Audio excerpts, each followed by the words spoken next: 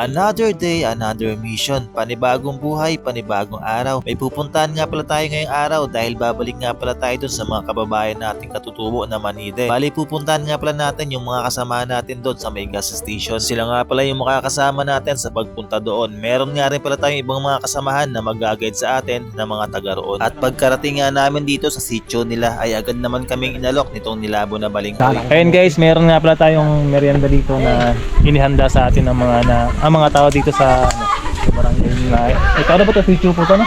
Purok-7. Sarap po, balinghoy. Kakan ka mo, kakan. Kakan ka mo. Sa Bicol nga nagkado. Sa Bicol daw po, ito ay ano po yung kado? Kado. Kado ang tawag. Iwan ko lang po sa Tagalog kung ano po yung kado. Ibang kado yun ah. Oh, balingoy. Kado daw, sabi ni Ana, sa Bicol kado. Kakan ka mo ng kado.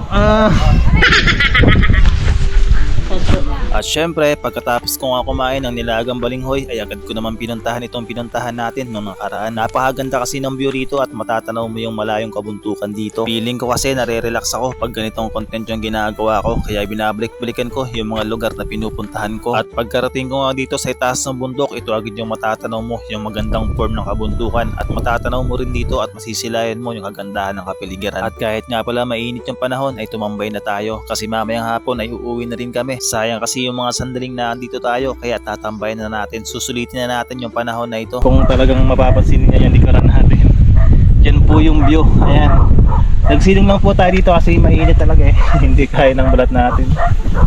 Sobrang ganda talaga ng view ron. Buti na balikan natin. Last time sabi ko dun sa vlog ko, babalikan natin tong lugar na to na solo lang tayo, pero babalikan pa rin talaga natin yan dahil nga merong ritual na gagawin sila dito, kaya sumama tayo. Kumaga inimbitahan tayo nila. Napaka-relaxing talaga dito. Napakalakas ng hangin guys, grabe, sobra. Sarap mag-relax sa mga gantong lugar, mga gantong view. Ayan.